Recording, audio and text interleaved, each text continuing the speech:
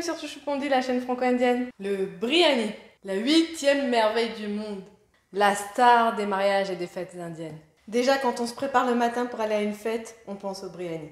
Mais parfois, il faut avouer qu'on aimerait que ce soit moins gras, moins huileux, avec moins de masala ou peut-être moins de piquant tout en gardant les saveurs. Bref, vous l'aurez compris. Je vous propose un biryani végétarien avec des légumes, donc un peu plus sain, assez rapide à faire avec les astuces qu'on va voir, et customisé à notre sauce avec des épices maison et non le biryani masala industriel. C'est parti!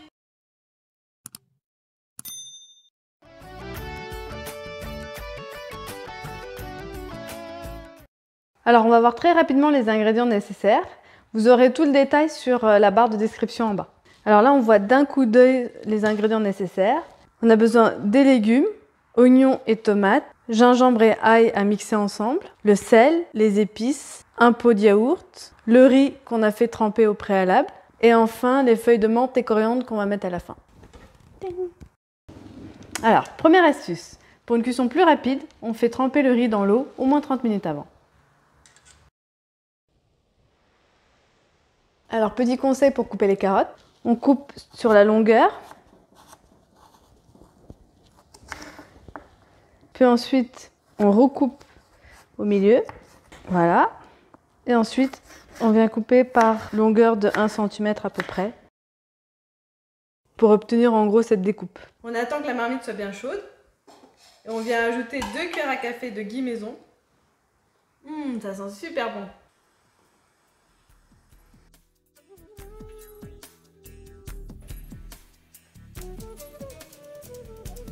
Une fois que l'huile est chaude, on rajoute les graines de fenouil, les clous de girofle et les bâtonnets de cannelle. On rajoute ensuite les oignons, on rajoute le piment et je mélange. C'est très important que les oignons rissolent bien et deviennent translucides. Et ensuite, on peut rajouter les tomates.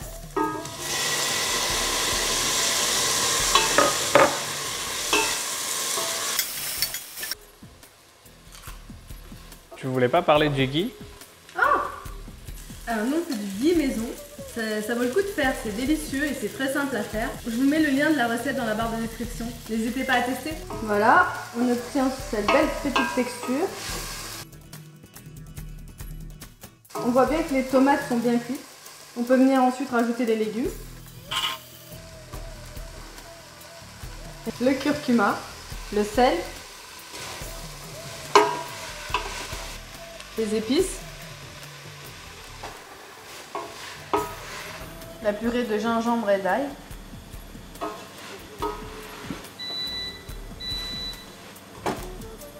nous on a pris 2 verres de riz de ce verre là, donc on va mettre le double d'eau, c'est-à-dire 4 verres d'eau.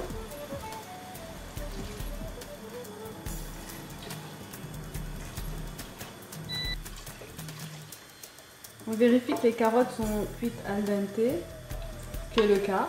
On porte à ébullition. On rajoute le pot de yaourt et le riz.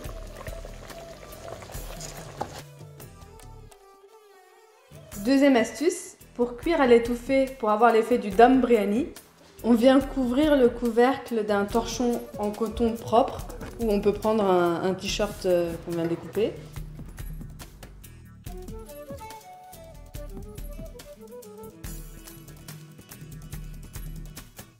Et voilà!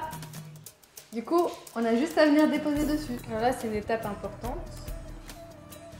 Avant de mettre au four, on vient vérifier que ça n'accroche pas en bas. Là, c'est pas le cas. On voit que l'eau est plus ou moins évaporée. Le riz est cuit al dente, on va dire. Il reste encore un peu de cuisson. On va compléter au four. Ah, c'est bon, on peut passer au four. Avant de le mettre au four, moi j'enlève ça. Hop. Allez, c'est parti, 15 minutes au four à 180 degrés.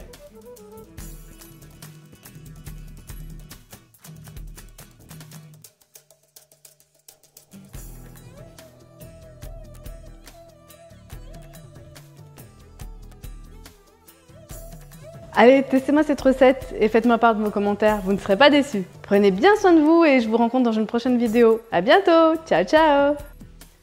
Attendez, j'ai un petit conseil pour ceux qui sont à la recherche de séries. Sur Prime Video, vous avez The Forgotten Army. Je vous le conseille, c'est pas mal. C'est une belle histoire sur l'armée indienne qui n'a pas été assez mise en valeur. Et au passage, abonnez-vous!